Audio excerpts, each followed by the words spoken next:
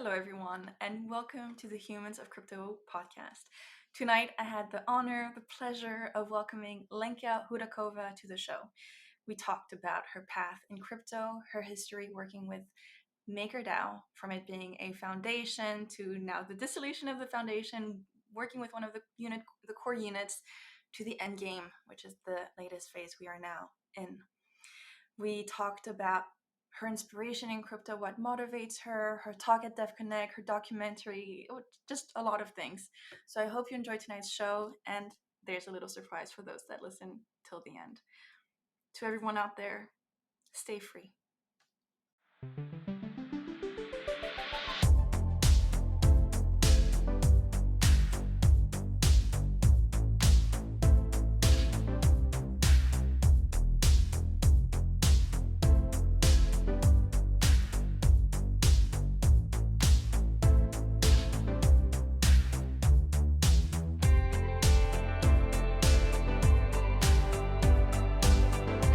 Welcome everyone to today's show.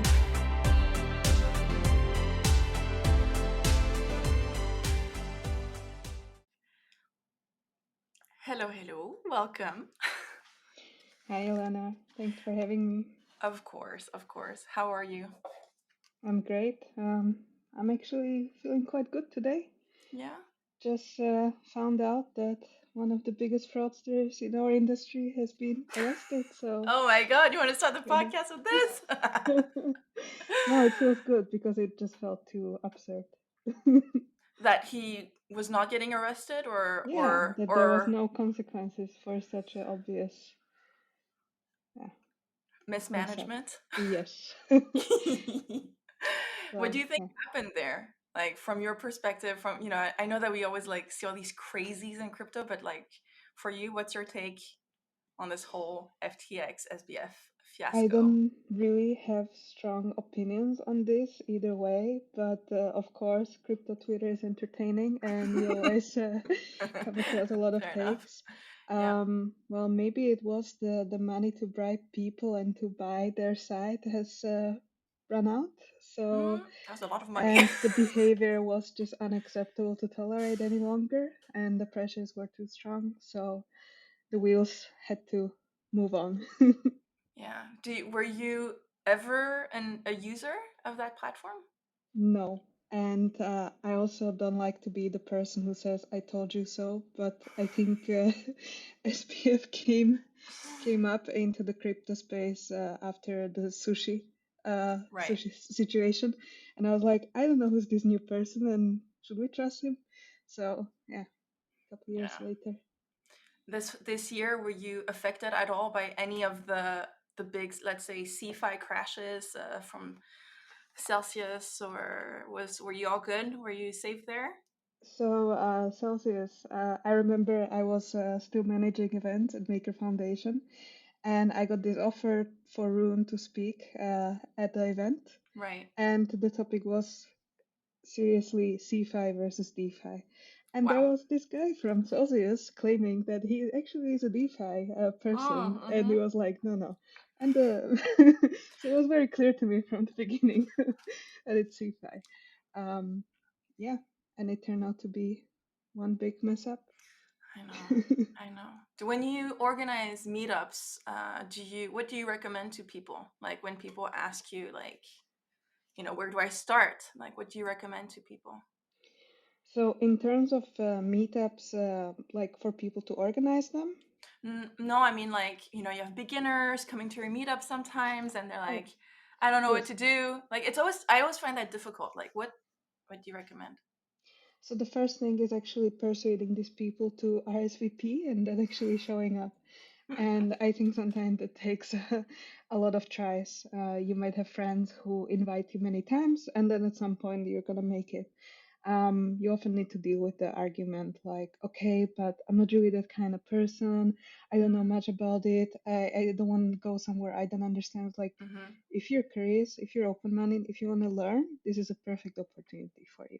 Yeah. So, and First bringing step. someone who is your Yeah. friend is always making this space more friendly and familiar. Yeah.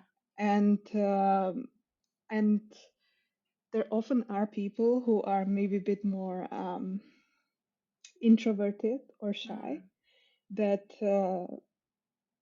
a lot of their interactions happen online, Mm-hmm. and they actually might need some time to build up the courage to show up at the events. Yeah.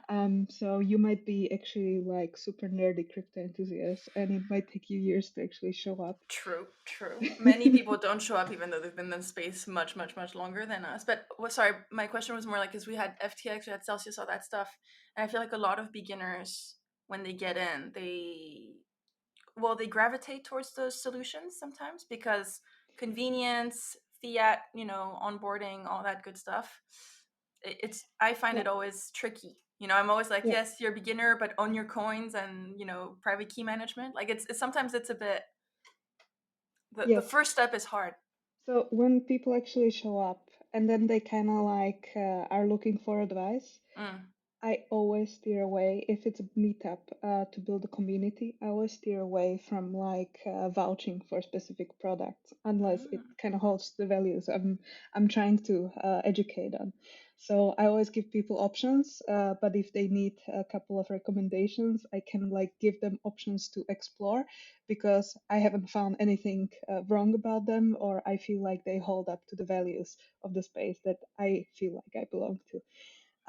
But I'm also a co-host of our local Copenhagen Ethereum meetup community. Yeah. And the COVID it hit us too, and we had a Mm. longer break. And I also had to manage events at Maker, so I had very little time aside to focus on this. But as the COVID was backing off finally after a longer break, and as we wanted to revive the community, it takes it takes a long time to build I up a know. community that has been dormant for a long time. I know. and But uh, yeah, and but we you have that keep longevity. You have that yeah. amazing longevity as well. Yeah, the group has like 1,300 members, Yeah, but if good. you want to revive the community and the habit of having meetups, you might start with 6 people in one of those meetups to begin with. And I've met across like different social situations people who claim that they're like in crypto, and then just finding out that they're in crypto since January, and this is like March, I'm speaking to them, and all they did is they bought funds on a centralized exchange, and they don't have a wallet, they don't have any of this. So after we gathered them a couple times to kind of like socialize and get to know each other, we started to educate them on basics. Yeah, How to set up a wallet, how to store your private keys, best practices for this and that. very So good. one thing we want to avoid is saying, hey, here's this representative from this business or service. They're trying to sell you their solution. It's no, like maybe they're experts in a specific area and they're going to educate you on that, but it's not about shilling their products. And Hmm. we should always steer away from that. It's more Yeah, about education. definitely. It's a. I always find that it's such a hard line. We haven't had any content per se, well, except what we did at Def Connect. But our meetups this year were just drinks, so there was no like speakers. But as of January, we were starting with our first privacy meetup, and we have speakers. But I am trying to be super conscious of what speakers, what privacy are we talking about, and of course, it's to bring attention to everything that's happening to Mm, Alex Bertsev and the tornado cash situation. yes. So that's why we're doing this. But like you said, the moment as an organizer, you have a stage, you also have a responsibility to who you put on stage and what you're showcasing and what are we learning here together as a group, so yeah, And tricky. I'm not against sponsors. Like, you need to fund the meetup somehow. Mm, You might need to find a sponsor for the drinks, but you should be very transparent about what you're doing and who is the sponsor here yeah. and who is the expert here, or like what is the takeaway from this. The way we did it couple years back when we had the meetup groups that were quite bigger. We Mm-hmm. called them townhouse. We actually Oh, created a section to give 1 minute each oh, that's a good to idea. projects that are local.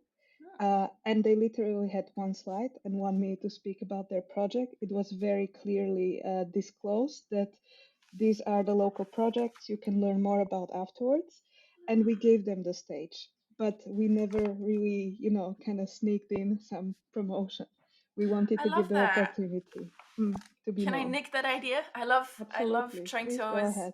That's really cool. I We had that during Deaf Connect as well. We had like an open stage at some point for Mm. people to just go on stage, do your pitch, and get off. So yeah, it's community round pitch, but town hall's kind of cute. I like the name, and you're right. It's all about defining it, like sort of be at your own risk and be careful and yeah, yeah, crazy times.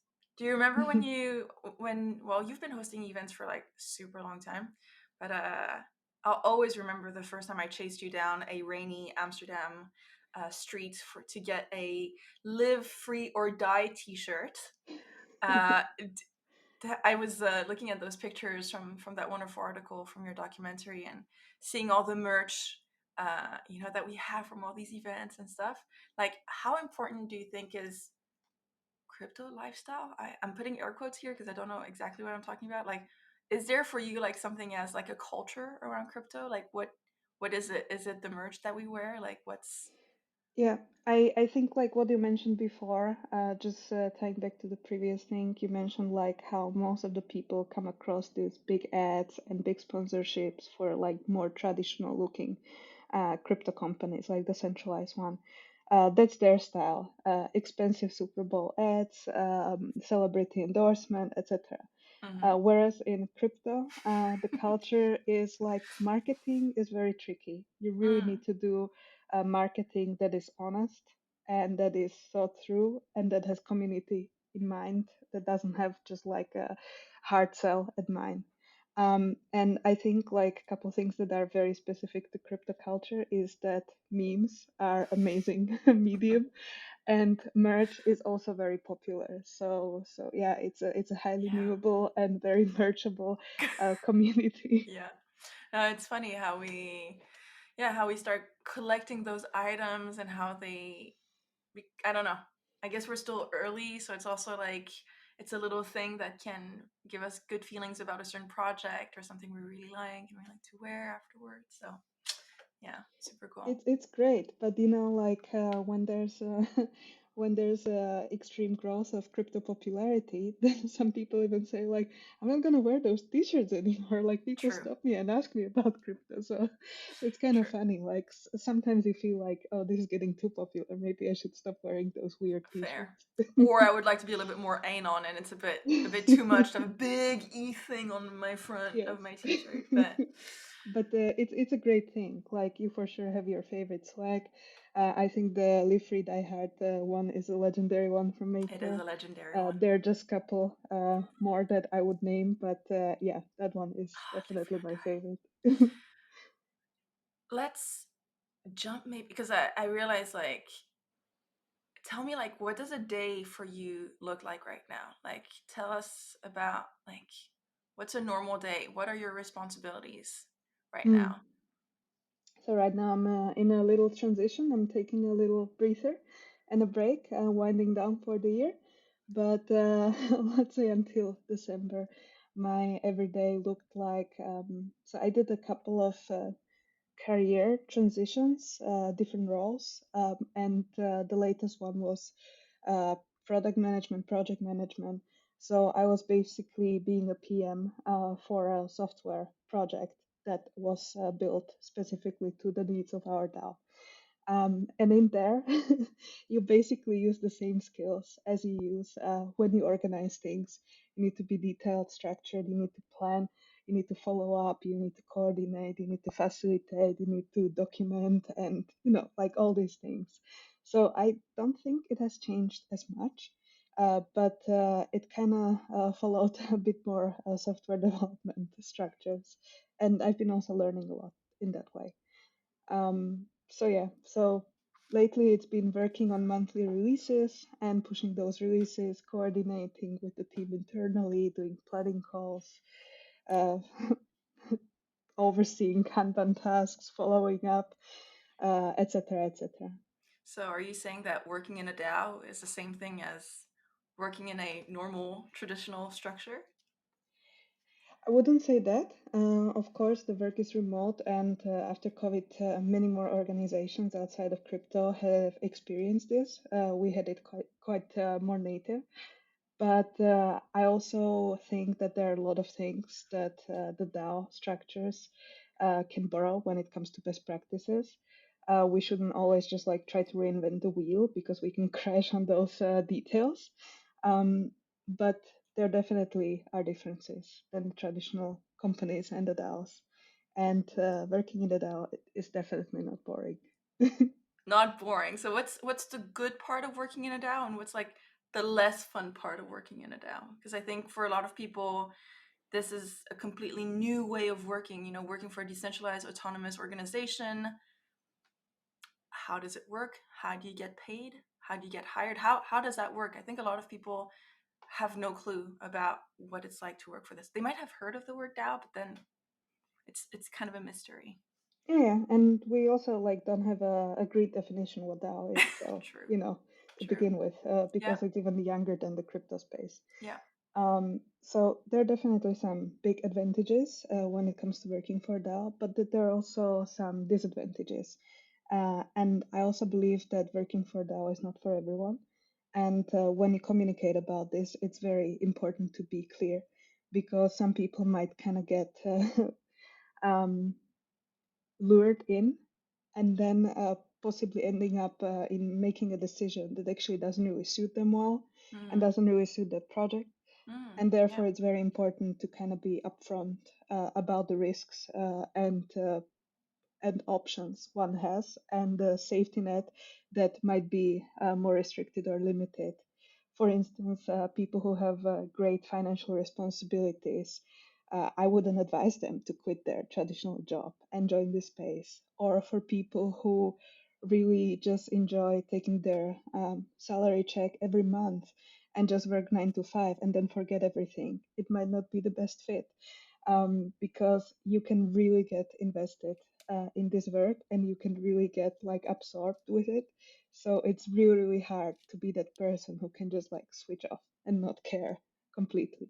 Mm. So there's some types that don't really fit, but then there's some really awesome advantages, such as that if you just look for a job just to pay your bills, your motivation, your satisfaction from your contribution, and your feeling of making a difference is so much different um, because there needs to be a lot more pull from the contributors to join a project than in other organizations.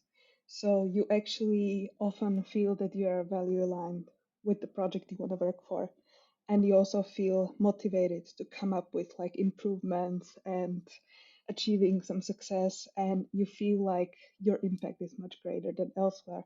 So it can be very satisfactory from this point of view, considering we work so many hours of our life. Equally, it's super new, innovative space where the different streams, different uh, sciences, different areas, different industries merge.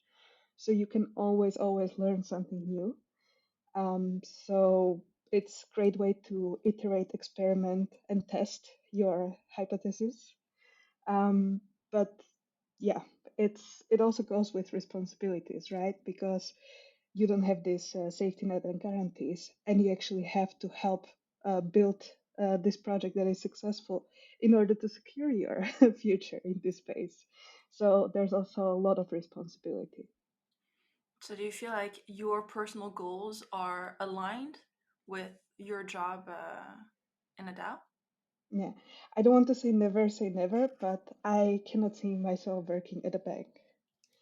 But I can see myself working for a DeFi protocol or for a crypto project because it has some values that I align myself with. And the way I complain about centralized exchanges and institutions going wrong is exactly the same issues repeating themselves as we know them from the traditional space. So I hate abuse of power and corruption and all these things. And that's something that I personally feel super repelled by. And I do not want to contribute in that space. Mm, So for me, it's quite ideological. And I also believe that people who join the space really need to be like on the mission. They need to know why they're in this space because it can get hard at the time. yeah, no, for sure. At DevConnect, you did an amazing presentation about how to start working in crypto and Web3. And it was a very popular talk. A lot of people came to me afterwards and said how happy they were with that presentation, that it inspired them so much. Could you give us like the TLDR on it, or like, because you mentioned Oh, now your job, and I feel like that presentation like was an eye opener for many people. well, first off, thank you so much for having me there. I'm not really a native speaker and I'm not that comfortable on the stage, but I felt like there are not that many people who have gone through this period of getting to know the space and kind of going through like finding out what my next thing is, but also hiring and also like sharing with people and helping people to get to the space.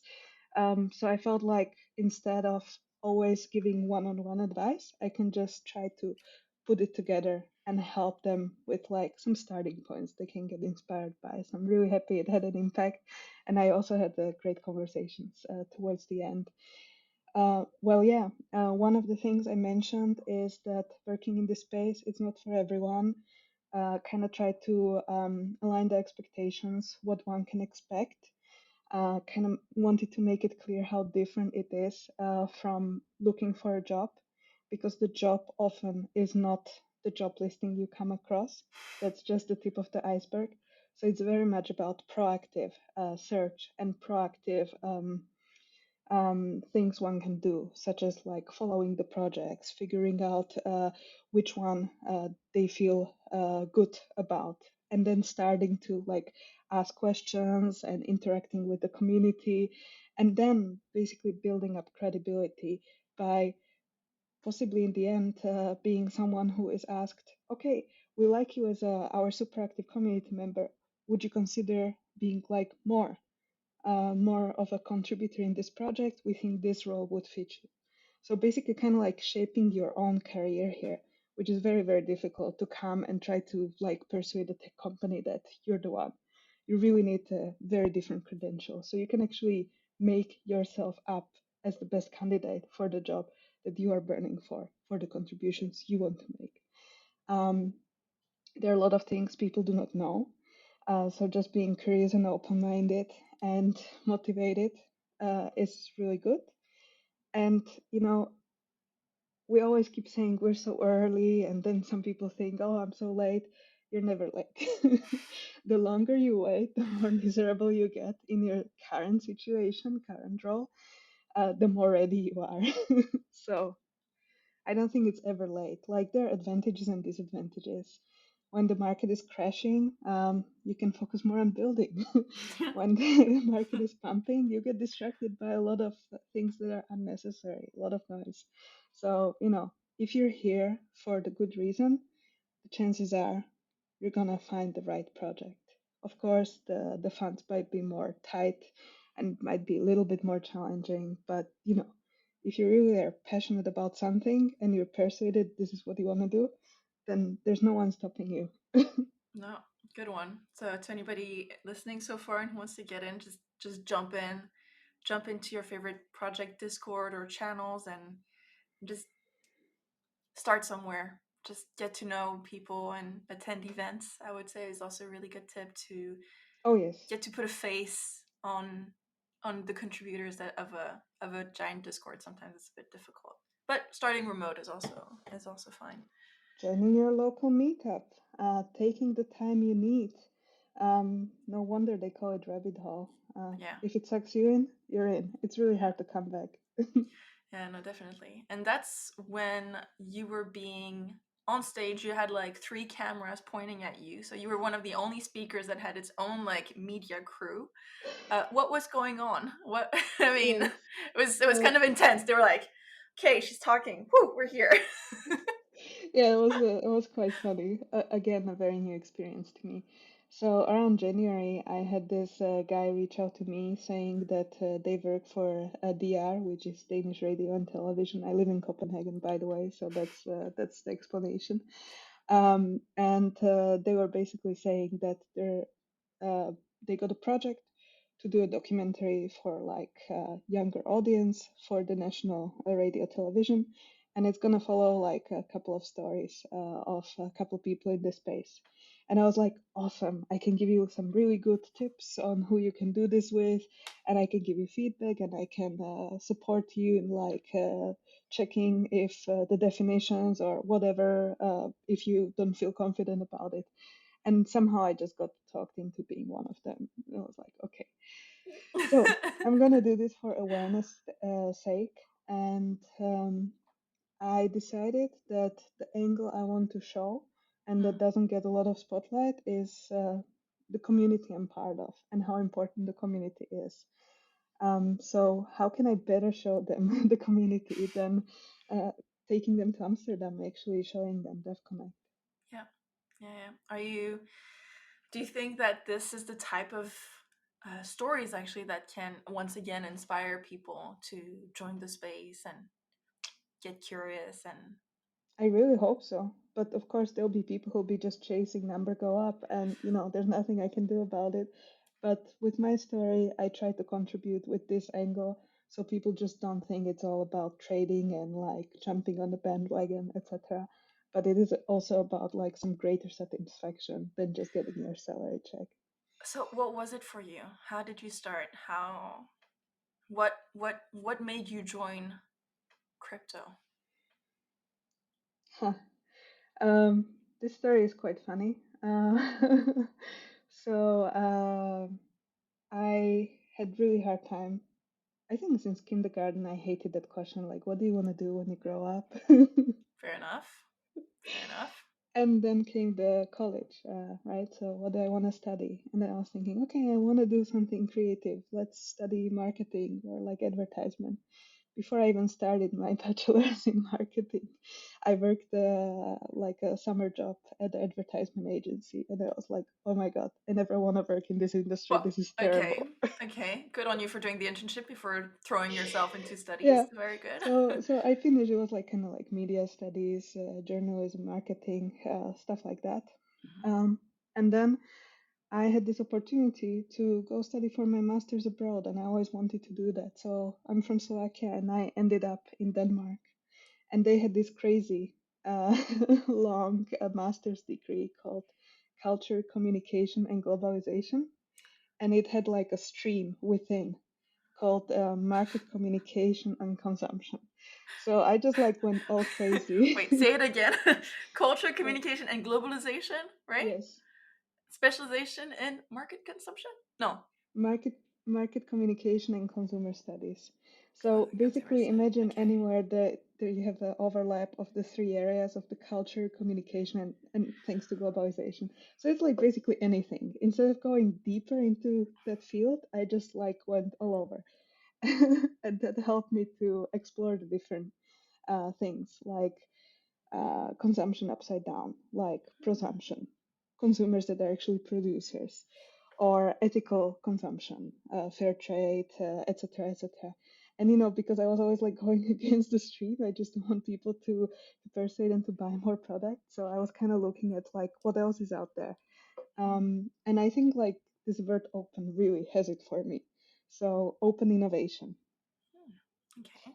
How can you innovate without doing it behind closed doors in the team within your organization? How can you crowdsource some new ideas for products, etc.?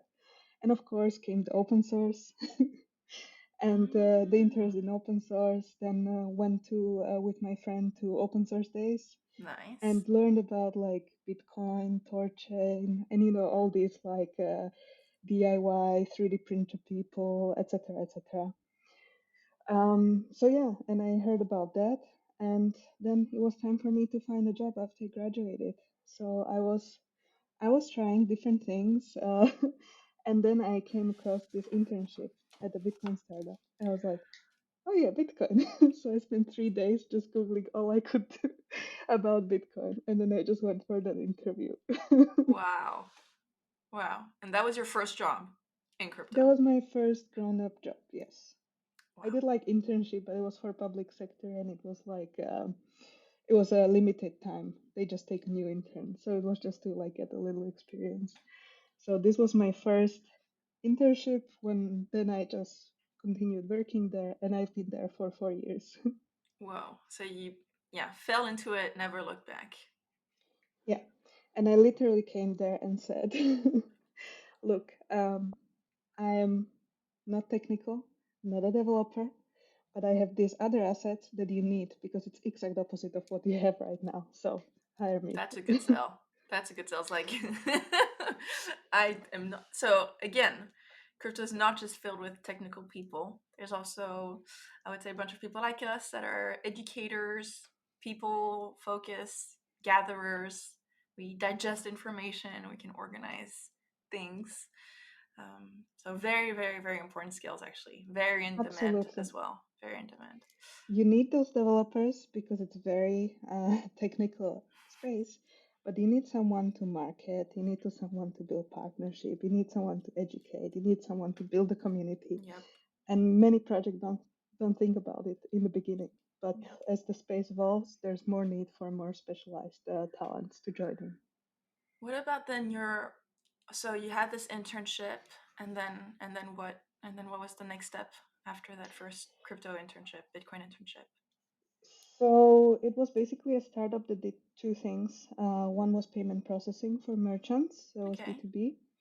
And the second one was basically a brokerage platform. So customers could send bank transfer and get crypto, or send crypto and get, or they could also use credit card. And that was a merger of two companies, and I joined there to do online marketing for that startup. And I've been there for a long time. I've did PR, I did social media, I built the blog, we Whoa. redid the website. I've been doing like all these comms, but you know, we went through a couple of the ups and downs in terms of Mm, prices, and I could just see like the digital money of Bitcoin, the promise, it just never got fulfilled. And mm, of course, while I was at this company, I was also very interested to, like seek out events that have something to do. And I also have been doing events for that, organizing people to come as speakers, etc. But also just like local meetups and learning about projects. And with my boyfriend, we went to a Copenhagen Ethereum meetup. aha. And he was like, "Oh, there's this guy. He came from China. He just got some funds, and he's gonna present this project." And that was Rune talking about Maker. Damn. And I remember I was so pissed after that meetup because I did not understand a thing. Wow. I was like so frustrated. Like I'm in this space quite a long time, and I'm still not getting this.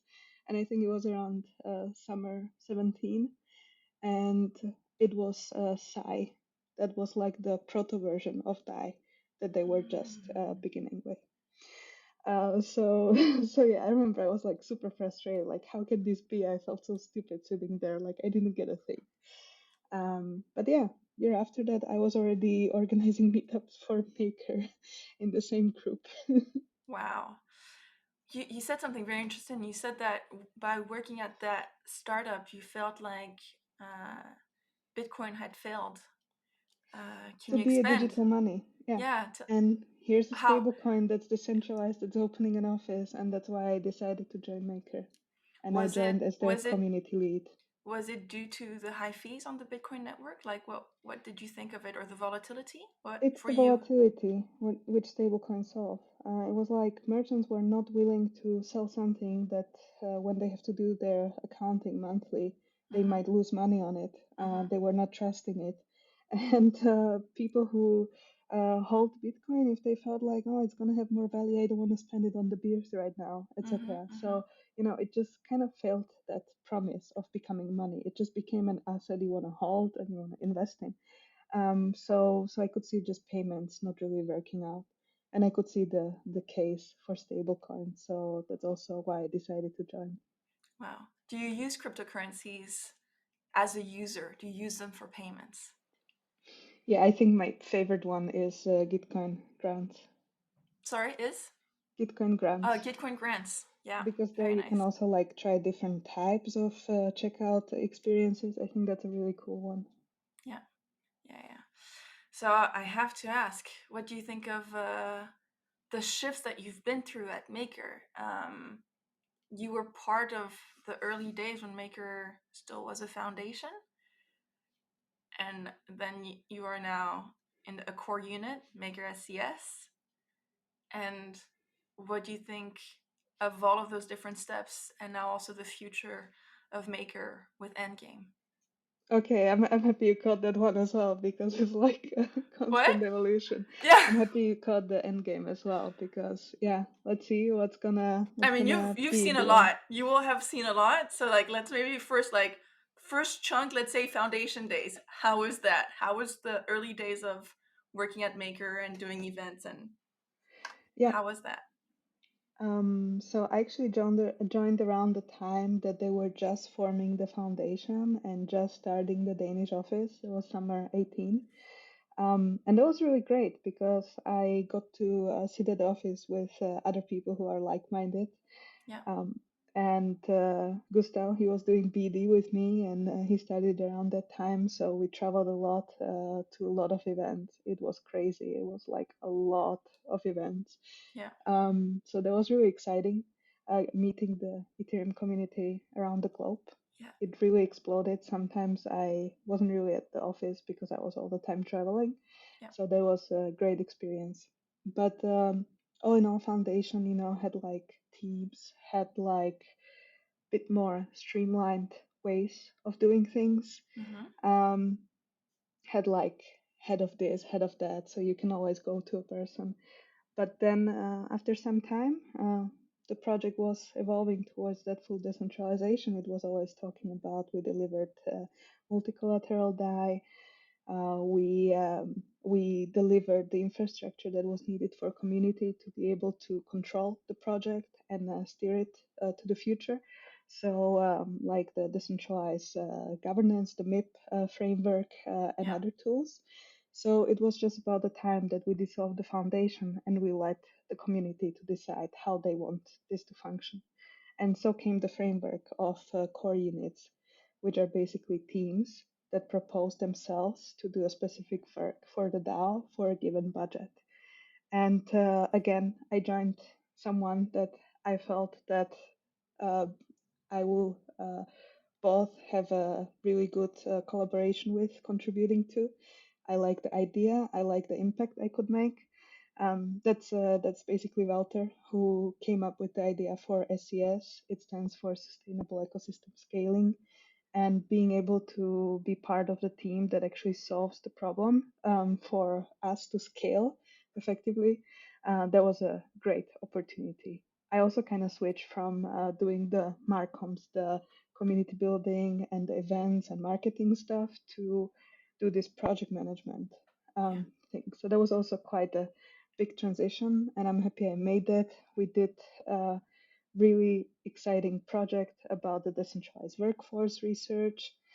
And that's also some of the outcomes of that, what I share with people when it comes to advising them on a career, because I had an opportunity to be involved in the project that researched this. And currently, it's this software project that I was talking yeah, about. It's basically a transparency dashboard that helps everyone in the DAO, but also the public. But right now, probably it's mostly relevant for different delegates and MKR token voters, but equally for the core units themselves to be able to communicate transparently and report their expenses, etc.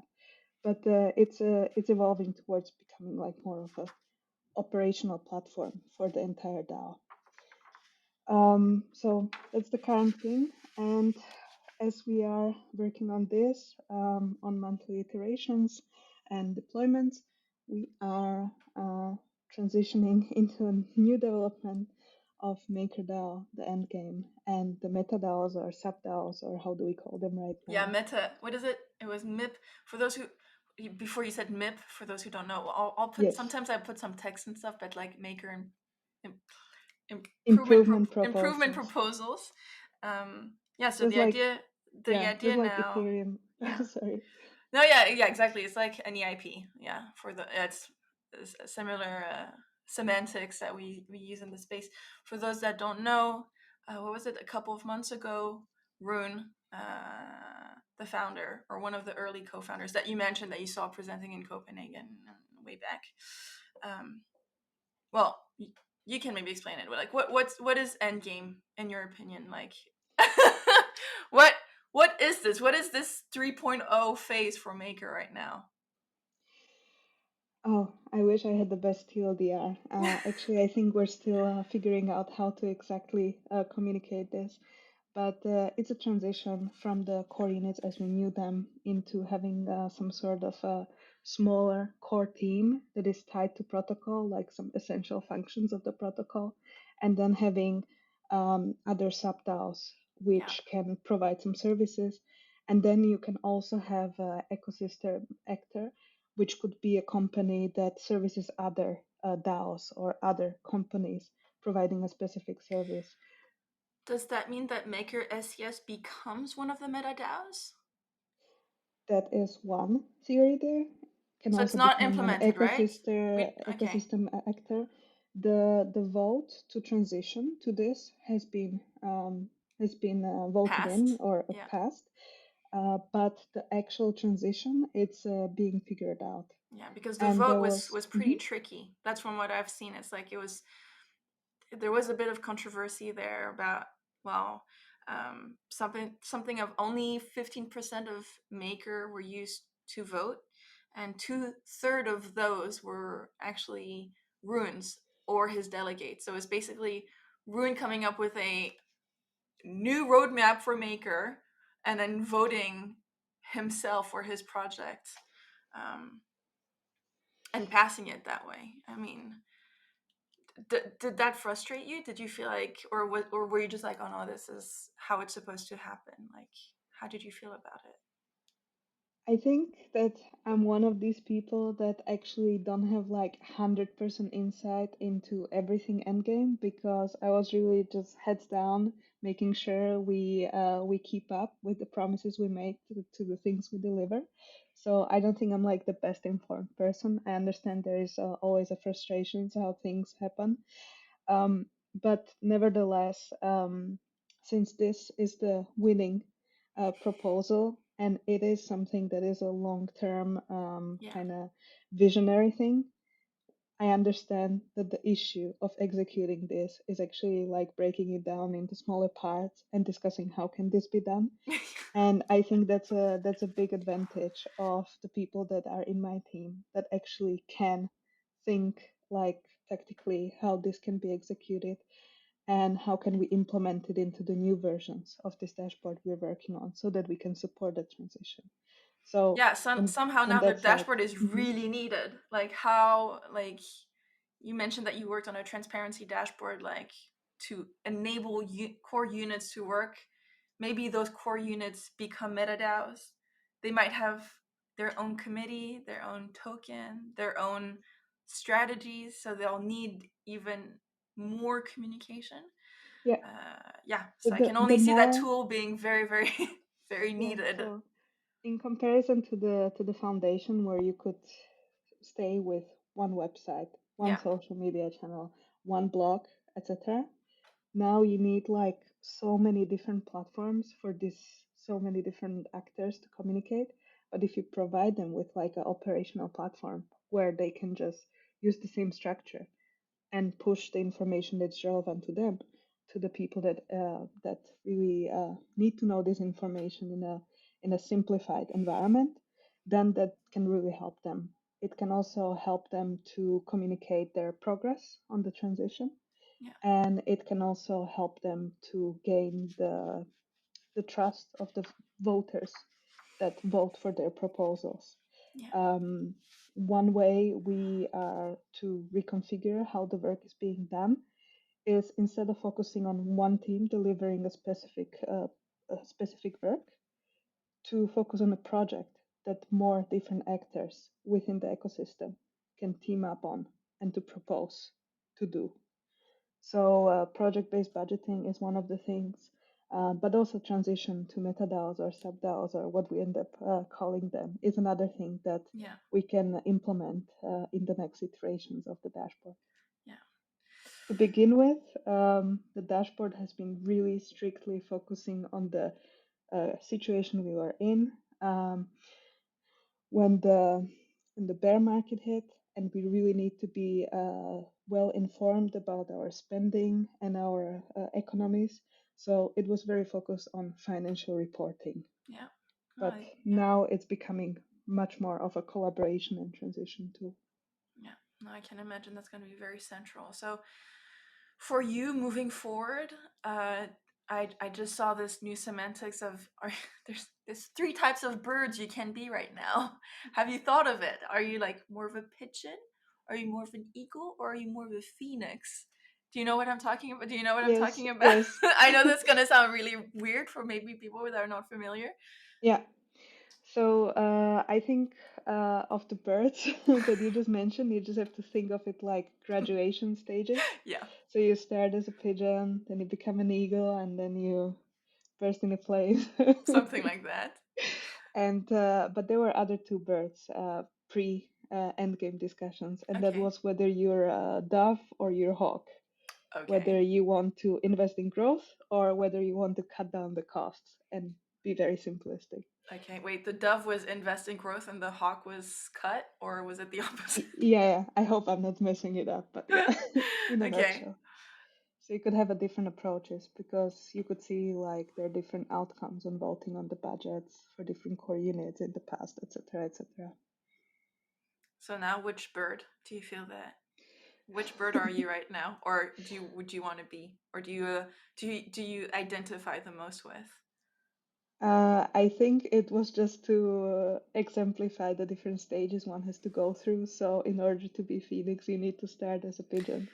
Okay, I see. Oh, I thought it was like moving. Okay, so just for those who don't know what we're talking about, pigeon is like low regulatory risk, with some exposure to real world asset as collateral for DAI, but that the peg for DAI, i.e. $1 one DAI, would remain over the 2.5 next year. So again, endgame is like a big roadmap, and there's different phases. And then Eagle, I think, is DAI with a completely free floating rate.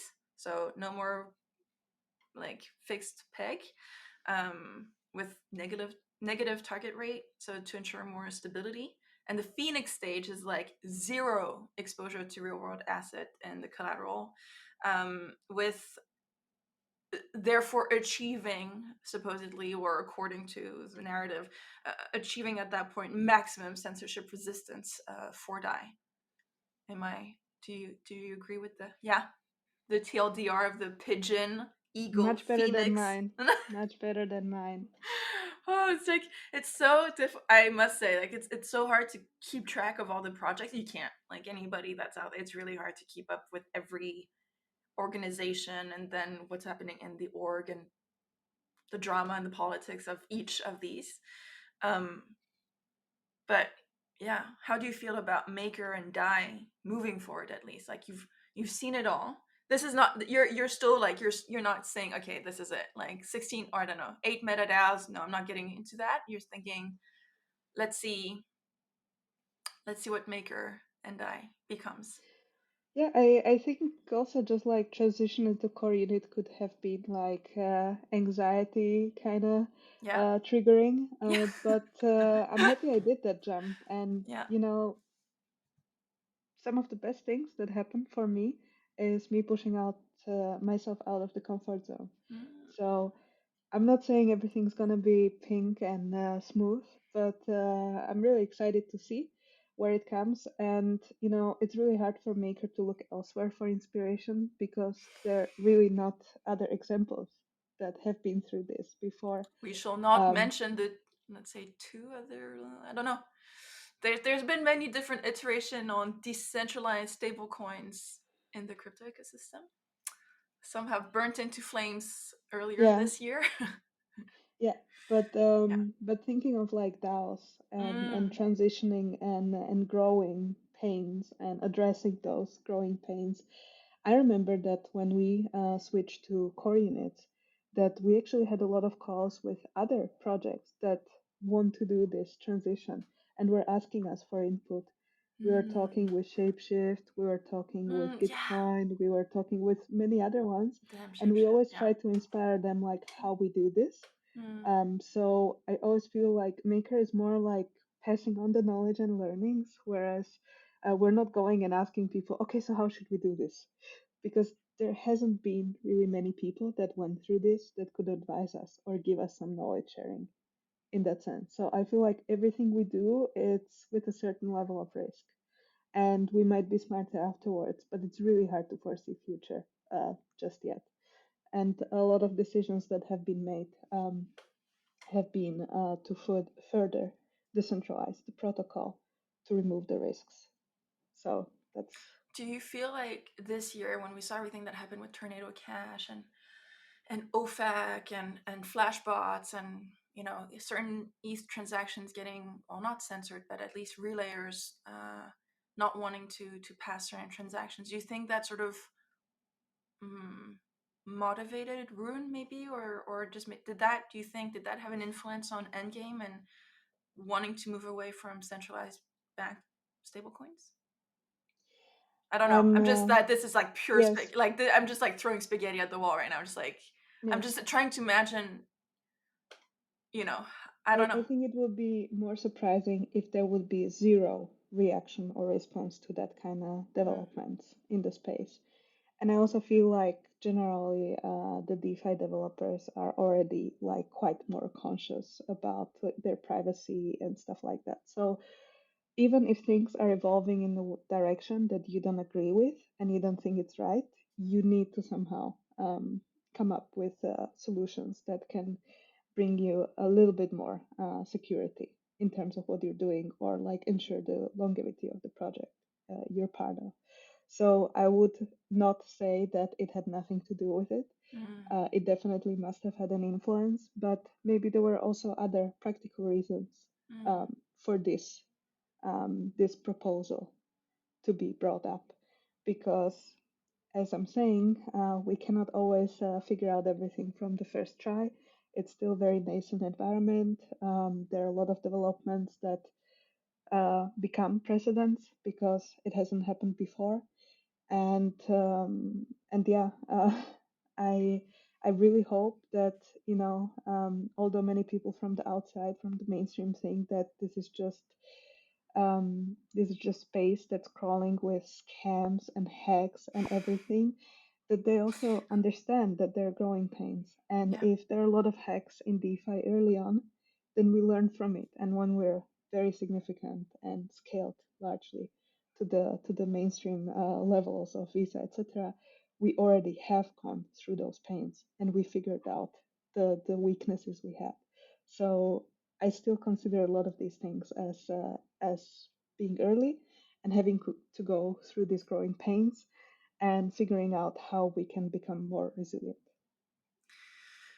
Definitely. And if it's not the bad press that we get from horrible fraudsters out there, we obviously have, like you just mentioned, growing pains, and it's painful and difficult. Did you personally voted on this proposal on this MIP? How often do you vote on these MIPs? Like, do you yeah? How much do you vote? Like, how do you vote at all? I don't know. I don't. If you don't want again, I feel like that's a very personal question. I realize now, like it's like asking me if I vote on every like Swiss elections, and sometimes I skip one. Like it's like, or sometimes I abstain if I don't know about something. Or do you try to follow all the MIPS? Like how do you interact with the voting proposal? Yeah, I must admit I haven't voted on this one, and that is also because I didn't feel like I have enough insights to Mm, everything. But I also feel that in our team, we have people who have been really diving deep into it, and it was really helpful to make mm, sure that there is some sort of maybe not through the governance, but through like trying to influence how this project, if it becomes successful, becomes executed, and that will be done the best possible way we can Mm, support, then that was important for me. mm, mm, mm, mm, mm, mm. Um, yeah. Yeah, I didn't. I mean, again, from an outsider perspective, it's always interesting to see basically the proposal going through, but actually the execution of it is still to be decided on and to be defined. It's not. It's more like we vote on this general idea, strategy, but then the details are still up to people like you that are doing Yeah. doing the day to day groundwork. Uh, I don't know. So Yeah, it was around, I think it was 1 month ago, around Eat Gathering yeah, in Barcelona, yeah. that some of my teammates, they've been actually hosting Shout an out to offsite. Tadu and to that conference. I heard a lot of good things about ETH Gathering. Sorry.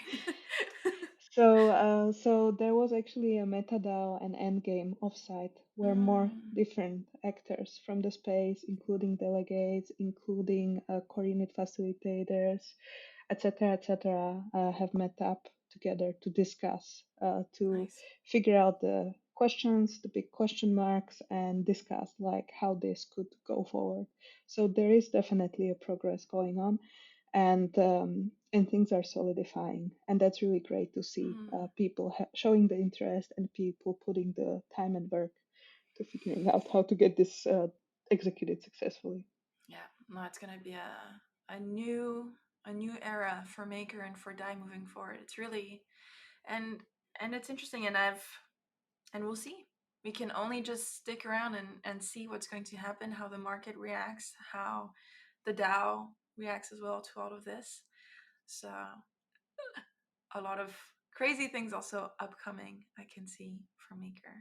What are you excited about for next year? Hmm. Next year, I'm gonna take a little break. I Okay. think it's the first one since I joined the space. I never took sabbatical or anything, so Yeah. it's gonna be interesting for me to observe observe the space from an outsider point of view, Yeah. keeping up with what's happening, but not being like day to day involved with the actual work. So yeah, I'm excited about that. I'm starting my maternity leave this week, so that's gonna be exciting. Congratulations. Thank you. Congratulations. And but Yeah, and hey, we don't have maternity leave, right, in crypto? Like how is that? that was also quite interesting to arrange. Hmm. Um, it took only 5 months. Oh my goodness. And Yeah. yeah, there are not many cases of this, so I No. hope I can be one of those that contributes to it. In fact, I haven't mentioned this group of really sweet people that I'm also part of, called People Upskilled, which are people who work in different DAOs and crypto Yeah. projects to do decentralized HR and to do contributor experience and are in one way or another involved with this. And this is also one of the topics which I think could make a big difference to ease up on the anxiety levels for women, young women, to consider joining this space and actually feeling somehow safe in this space. And then yeah, that would be a big game changer, because I think if there's something that makes a difference, then this could be the one thing. So I Mm. would love to dive into this a bit more as That might be well. an interesting next talk for 2025. Oh yes. Post everything and explaining yeah, how do you work for a DAO and and also get a maternity leave and Yeah. And it's a really difficult decision if you're like workaholic and if you're really dedicated to your project. It's also like emotional rupture between the two things you want to do and how to combine the two. So it's also figuring out yeah, how to, where I, do you set the line? indeed, and it's I I think we're a similar age. We're close. We are in similar moments, I think, in life where we think about these things. And I thought it was beautiful at DEF CON to see so many children. Actually, there was a lot of people that brought their kids, and I thought that's amazing. It's not just the top notch contributors, but it's also the extended family that's there and involved and learning. And I can only see myself grabbing our children and dragging them or to everything that we do, basically, to meetups, to conferences. So I look forward to seeing your little ones as well. Thank you. Yeah, I think it's really great to also consider this when you register to some crypto events nowadays. You also get that kind of question. And if it's possible, they try to see what the interest is in terms of helping with childcare, etc., Oh, and fulfill that or support that. I'm So gonna it's really write nice that to down. see. How were you asked? What was it like? Are you? I think DEF CON had it, and I'm sure that ETH Denver has it. Um, I think it's just like yes, no question. Like, are you considering to bring children to the events? Would you be interested in childcare or any I'm service putting it like that? down. I'm trying to get the best practices out there. Okay, then I have another tip for you. Okay, what's another Um, tip that I need to implement for you, them? a puppy room. A puppy room. Yes, That's not a thing. it is. ETH Denver had a room where they had puppies from shelter, and you could Stop. go and you could pet them. I never made the line when I was going there, but I think that's such a it's better than the Zen room.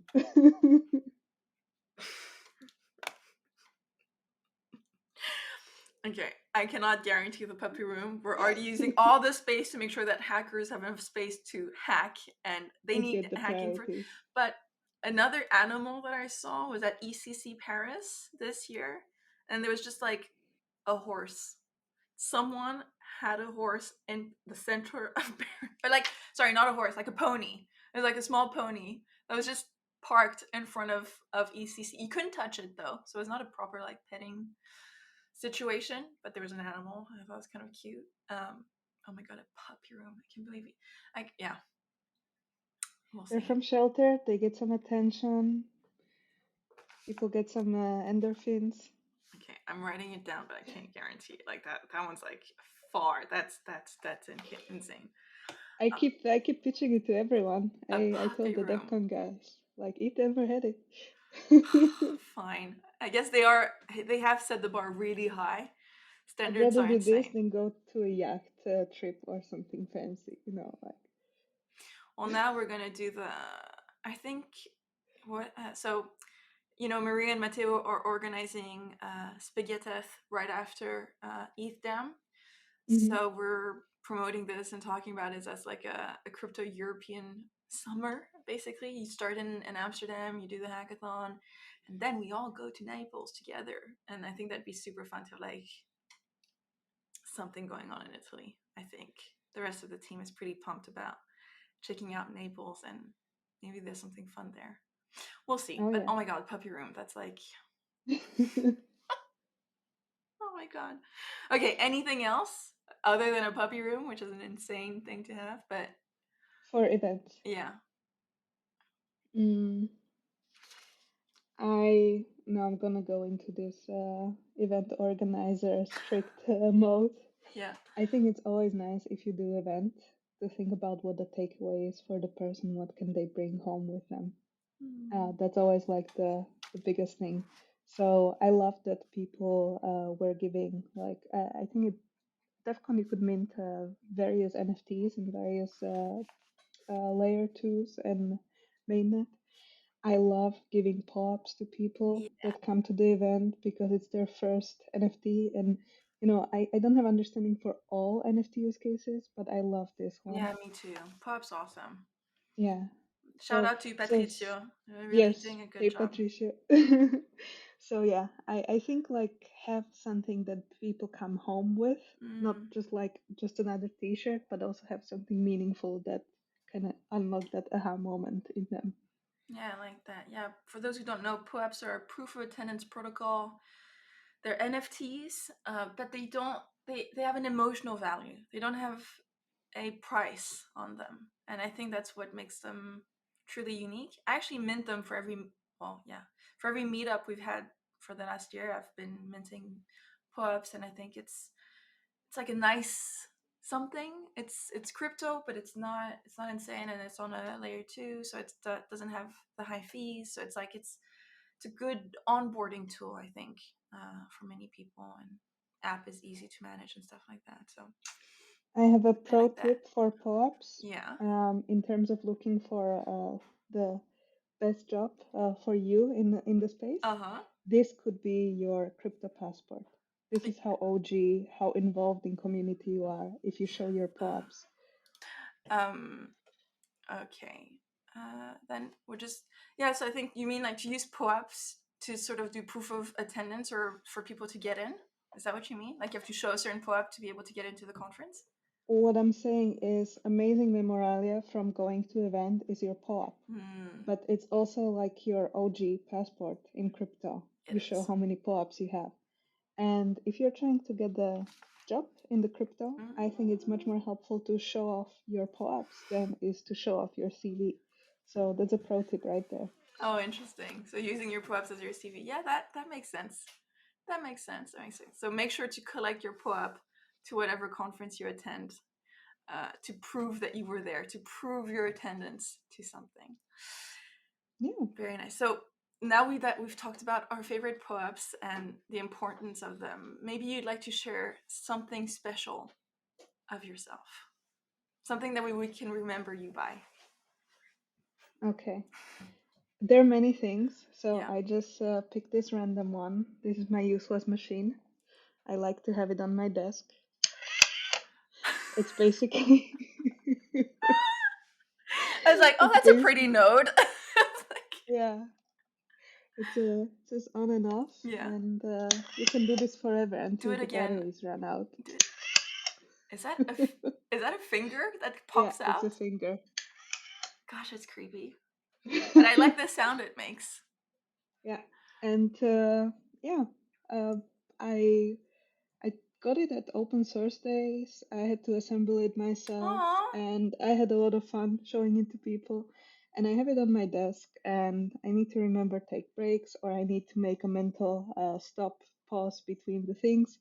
So I Yeah. just try to turn on the machine. Oh, that's lovely. And yeah, maybe easy button is easier in some situations, but crypto can feel like this sometimes. So Yeah. you just have to keep on pushing the on button Wow. I love until that. people get it. I love it. What's your way of keeping actually a good healthy balance in crypto? I think that's something we should talk a bit more as well. That's like the sort of the longevity of being in crypto. Like how did you manage to balance not having a 9 to 5 job, working in a DAO, going through price up and downs? Like what's the key to your happiness and balance? Yeah. This meme of like people going on this fun ride on this crazy roller Yes. coaster, and they're like meeting the zombie looking the skeleton looking ones. That's Yes. how long you've been in this Yes. space. Yes. And it's the same one with the train ride where you have the people looking one way, being very optimistic, and then the other way being very gloomy and thinking about the same thing. I think it just comes with time.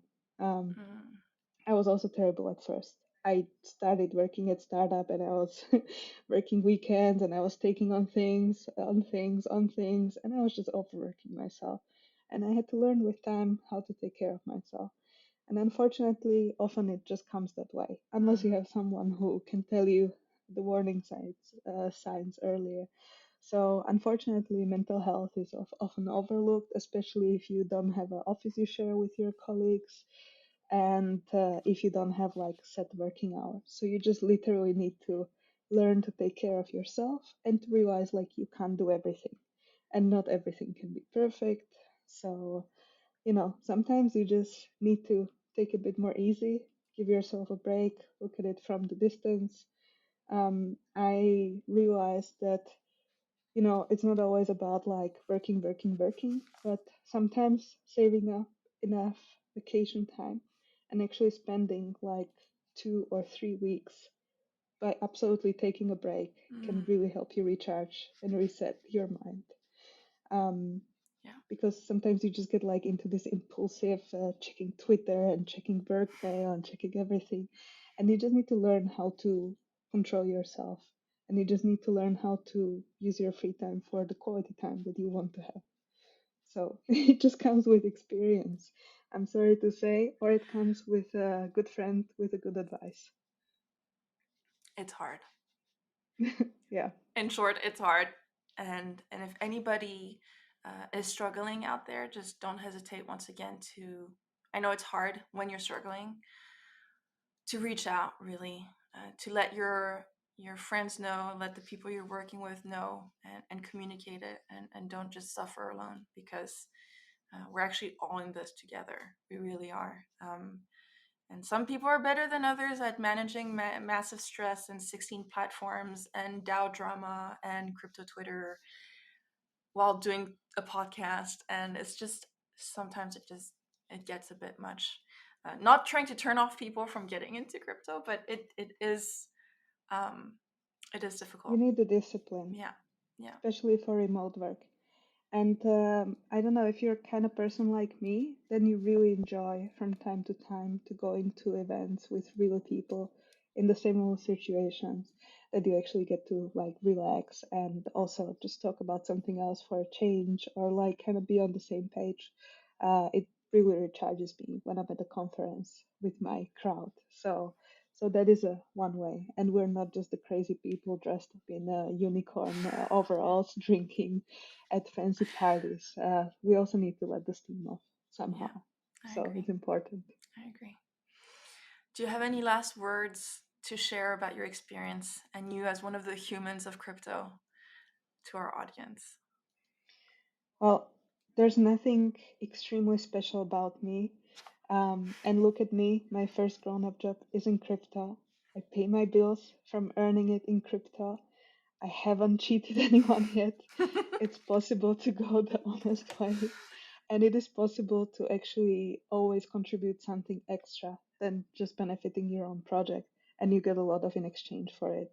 So as long as, I get the motivation from this, I get what I'm getting back, I'll keep contributing to the space. I'm really happy I had the opportunity to share with others how I'm enjoying this space, and hopefully it will motivate the others. And I'm always happy to help you out to figure out that question that's in the way for you, to figuring out if this is for you or not.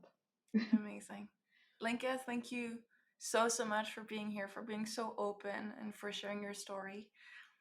I look forward to one day seeing your community in Copenhagen, seeing your next step into this crazy space. And and just thank you for your time and for sharing. I'll make sure to put all your links to Oh, documentaries, yes. past talks, People Ops Guild, um, down there in the description so that people can go and learn more, and can get to know you more as well. Um, Well, yeah, thank you so much for having me, Eleanor. It's an honor that someone wants to listen to this story. While there's so much information overload out there, if any of the links are relevant, I'm happy to elaborate on those. And thank you so much for the work you're doing because it's really awesome. And when you're in Copenhagen, we need to have you as a speaker. So just ooh, let that me would be know fun. I just when we thought of schedule it. it. For people who have been listening till the end, the crazy ones, we should make them a po-up. So for we Yeah. should okay, let's think of a code right now, and then they can like DM us on like Twitter or like Telegram, and I'll make sure to mint them a po-up for having listened. Although this is so fun. There's only a few people will be, but this will be nice to mint a po-up for those people. I'll make a special Humans of Crypto Lenka edition. Useless machine. Perfect. DM me on Twitter, useless machine, and No you'll get space. no space, No capitals. and you'll get your po-up for listening all the way. Have a wonderful Thank you. This was evening. fun. Yeah. Bye. Bye bye.